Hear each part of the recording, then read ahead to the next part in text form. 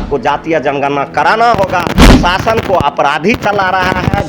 दिवसीय धरना प्रदर्शन करने जा रहे हैं तेजस्वी यादव। आईएएस लोग या सरकार लोग आईपीएस पर दबाव बना के नहीं काम कराना चाहता है, अपराधी को बचाना नहीं चाहता है, तो भट्टी जी जैसा ईमानदार पदाधिकारी बिहार छोड़ के जा रहा है। यह सरकार की विफलता है। अगर सरकार जातीय जनगणना नहीं कराती है, हम लोग जन आंदोलन करके सरकार को विवश कर देंगे। जातीय जनगणना के लेकर ये लोग डर गए हैं कि ये लोग अब जातीय जनगणना पर अड़ गया है, पूरे देश में जातीय जनगणना हो जाएगा तो हम लोगों को हवा निकल जाएगा। पार्टी के तमाम चीज हेमंत सोरेन जी देखते हैं, पार्टी कमजोर होने का कोई सवाल ही कहाँ उठता। राजद ने भी मजबूती के साथ कमर कस ली। मंगल पांडे जब भी बोलते हैं न तो उनका बातें हुआ मंगल हो जाता है। 1 तारीख को हमारे नेता आदरणीय बाबू तेजस्वी यादव के नेतृत्व में पूरे बिहार में जो है धरना दिया जा रहा है। नमस्कार, आप देख रहे हैं देशवा न्यूज। आपके साथ मैं हूं राजनंदिनी।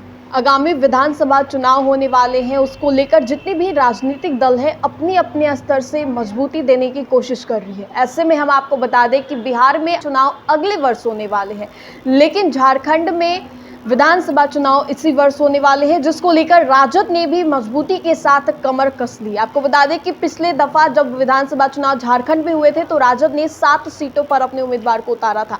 अब इस बार विधानसभा चुनाव को लेकर क्या रणनीति है और भी कई तमाम मुद्दे हैं जो कि तेजस्वी यादव से जुड़े हैं, चाहे जातीय जनगणना की हो या फिर जिस तरीके से बिहार में हो रहे आपराधिक घटनाओं को लेकर हो। इन तमाम मुद्दों को इस वीडियो में हम कवर करेंगे और सीधी बातचीत करेंगे आरजेडी विधायक रामवृक्ष सदा जी से। पहले तो बहुत बहुत शुक्रिया बातचीत। बहुत बहुत धन्यवाद। क्या कहेंगे विधानसभा चुनाव को लेकर झारखंड में आप लोगों की क्या मजबूती है?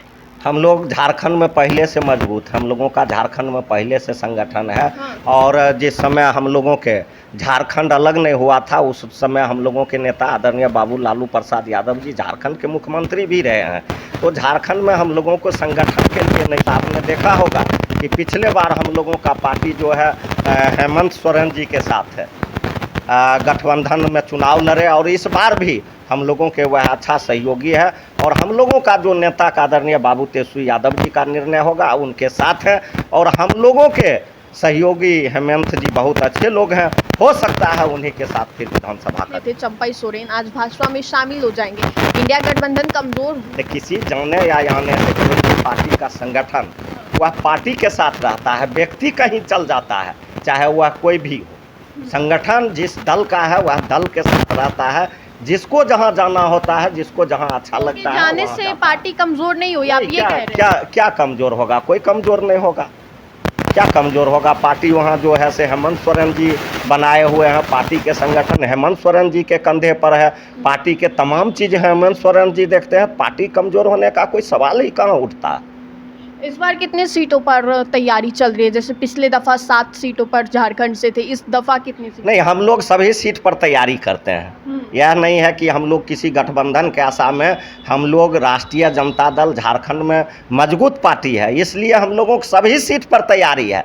जब गठबंधन में फैसला होगा तो देखा जाएगा कि गठबंधन के साथी कौन सीट छोड़े हैं, उस पर हम लोग चुनाव लड़ेंगे। 1 दिवसीय धरना करने जा रहे हैं जाति जनगणना को लेकर, क्या कहेंगे? यह पूरे देश का मामला है, यह दलित पिछड़ा अत्यंत पिछड़ा का मामला है और यह पूरे देश का मामला है। पूरे देश में जातीय जनगणना होना चाहिए। इससे सरकार के पता चलेगा कि किस जाति का कितना आबादी है और किस जाति का शिक्षा का स्थिति क्या है, स्वास्थ्य का स्थिति क्या है, विकास का स्थिति क्या है, इससे पता चलेगा। इसलिए सरकार को जातीय जनगणना कराना चाहिए। अगर सरकार जातीय जनगणना नहीं कराती है तो हम लोग जन आंदोलन करके सरकार को विवश कर देंगे। तो आपको जातीय जनगणना कराना होगा, जिसका आपका जीता जागता उदाहरण है।